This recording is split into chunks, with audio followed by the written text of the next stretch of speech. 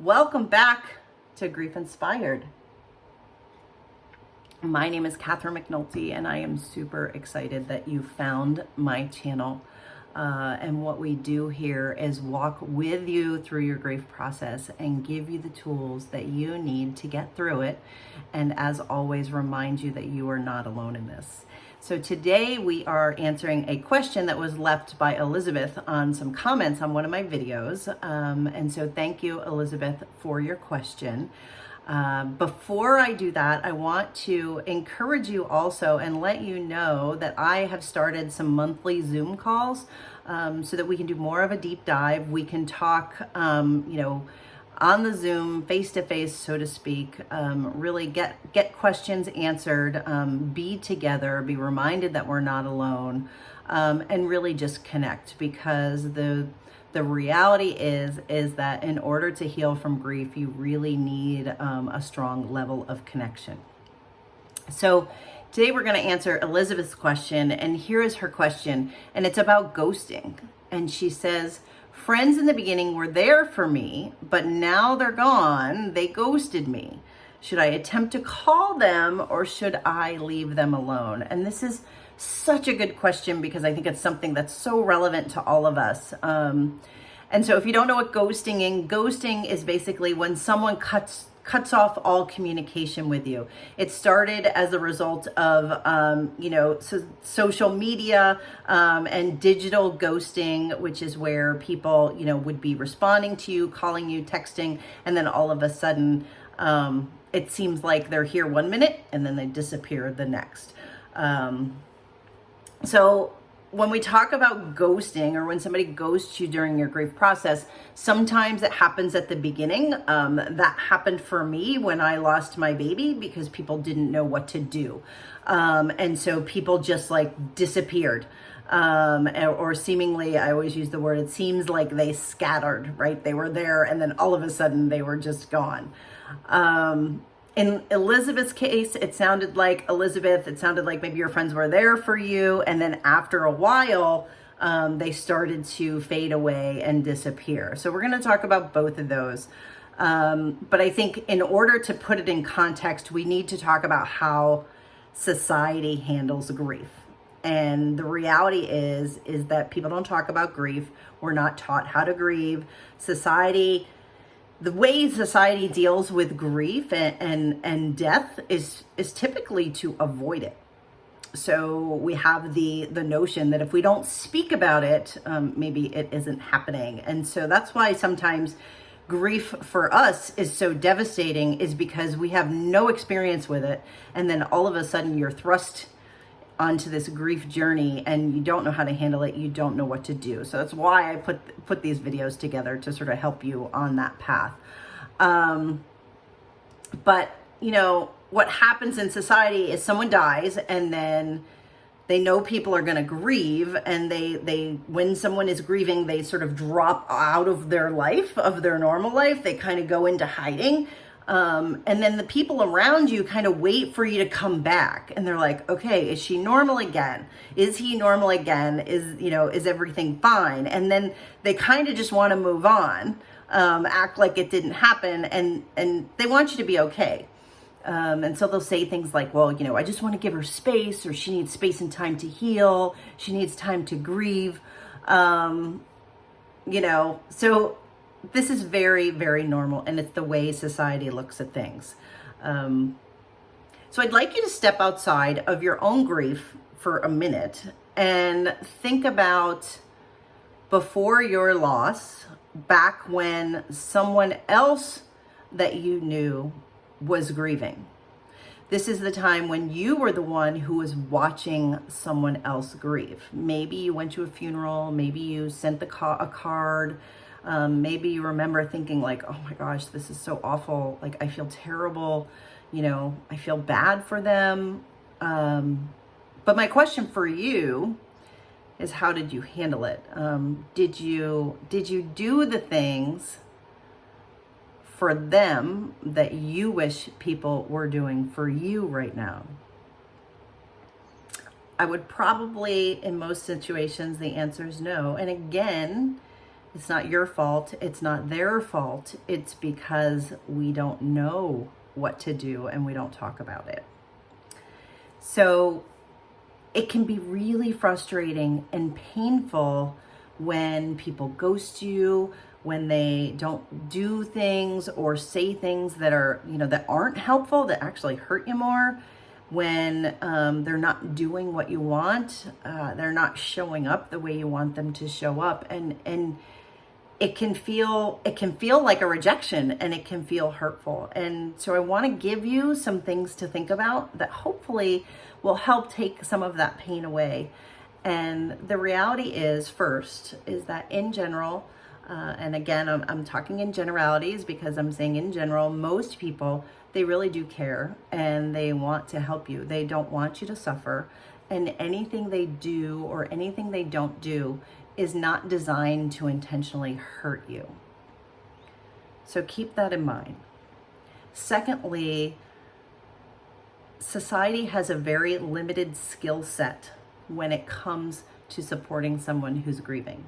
And it's uncomfortable for the person who isn't grieving. And yes, it's horrible for you because you're the one going through it. But as the outsider, as the person who's watching you grieve, it's really hard for us to see other people in pain. And so that's why we avoid. There are things that are expected and that people are comfortable with doing, right? They'll send the obligatory, "I'm sorry for your loss" text on your Facebook page when you post something there. They will potentially attend the funeral if they're in close enough proximity to you. They may send you flowers or a gift. Sometimes you'll get an email or a text. These things are all beautiful. Sometimes they will tell a story to you about someone that they lost. And you may be thinking to yourself when that happens is like, how is that relevant? Like, that has nothing to do with me. I really don't care about yours because I'm over here in a lot of pain. But again, they're doing that because they're trying to relate to you. They're trying to connect to you. They're trying to say, I know some of the pain that you're feeling. So it's something that they're doing with good intention. And then, finally, there's some people that they'll try to fix it, right? They'll try to give you some advice. Well, this is what you should do. And this is somehow as if it's going to magically take all of your pain away. And again, we all know that that's not going to happen, but their intentions are good.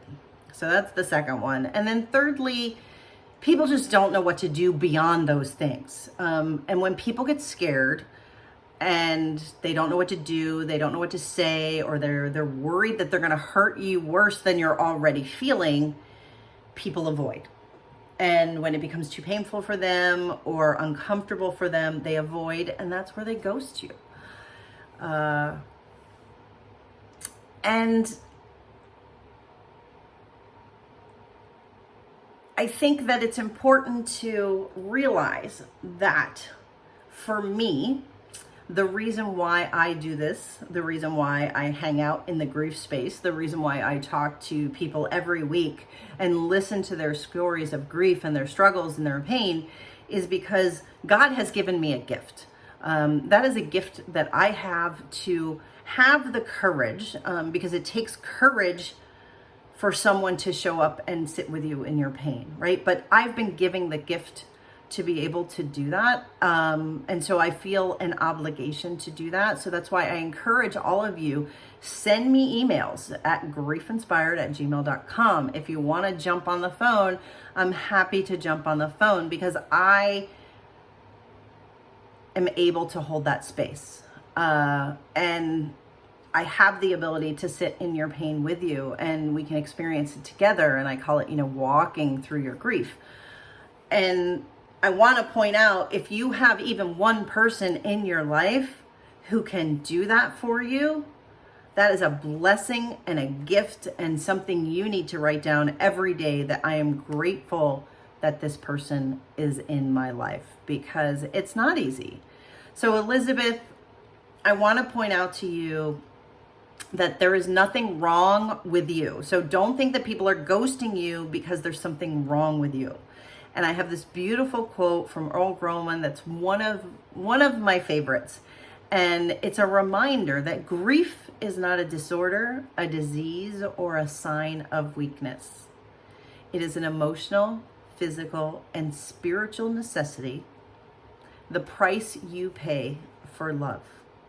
And the only cure for grief is to grieve. So there is nothing wrong with you. This is not a disorder. This is not a disease. There is nothing that you're doing wrong. This is the price that you pay because you loved, in your case, Elizabeth, your husband, so much. And secondly, Elizabeth, some people can handle your grief and some people can't. And you need to realize that sometimes the people who are closest to you are not the people who can handle your grief. And for me, that was a big surprise because I assumed that these would be the people who would like swoop in and take care of me and support me and make sure I was okay. And so when that didn't happen, I felt hurt. So I want to validate that what you're feeling is 100% okay. And so be careful about who you choose to talk with. And when you find that one person, or it's such a gift, such a gift. And then finally, because society doesn't know, and because your friends and family may be scared and not knowing what to do and wanting to help, because again, I'm sure that they love you and they want to support you. It's your responsibility to ask for what you need and to try to be specific as possible, right? So if, for example, your friends have ghosted you, maybe because it became too much for them, because it was the only thing that you were talking about and it, they felt bad and they, it's hard to not be able to fix other people's problems, right? So that may be one of the reasons why they ghosted you. So if you want to reach back out to them, be able to say, hey, I'd like to go have a cup of coffee, or I'd like to, go on a walk. We don't necessarily need to talk about my grief. I miss you and I want to be with you. Or potentially maybe go for a walk or go for a movie or whatever it is that you used to do together as friends or family. Try to bring back some normalcy. And if you talk about your grief, maybe just talk about it a little bit with those people. Right? You don't want to discount it and say that it didn't happen, because it absolutely is the biggest thing in your life right now. But again, maybe keep it a little bit shorter with those folks so that you can maintain a relationship with them, and then they also aren't getting too overwhelmed by what you're going through. And as always, have someone else that is your real go-to person when you really need the support. Whether it be a grief coach like myself, whether it be a therapist, whether it be someone else who has gone through grief before. Because then finally, what you're going to realize is that when you get on the other side of your grief, you will realize that you have learned so much about grief and grieving. And when you are the person who comes across someone else who is deep in grief, you're going to know what to do, and you're going to have the compassion, because you're going to say, I remember feeling the way you're feeling right now, and to be able to give them hope and give them inspiration that they can get through it. And to me, that is a learning and a growth that comes through the grief process that is really to be treasured, because we are here to connect with each other. We are here to impact one another, and we are here to use what we learn every day to support other people. And I think that's why we're here. That's what I've learned through my own grief. That's why I continue to do these videos and why I talk to all of you as often as you want, because for me, that's the meaning and that's the purpose that I'm finding out of my grief. And I hope that you'll find purpose and meaning as well. And even if it's just offering the right kind of comment to the right person at the right time, you can make a huge difference just by showing a little bit compassion in someone else's life. So thank you for watching this. Please leave me your comments below. As always, like they say, please like and subscribe to my channel. Share this out with somebody who you may know is also grieving, because you just don't know how much it could help them. Because again, that's why we're all here. So remember, do not grieve alone. And Until I see you in the next video, take care of you. And as always, you are not alone. Bye.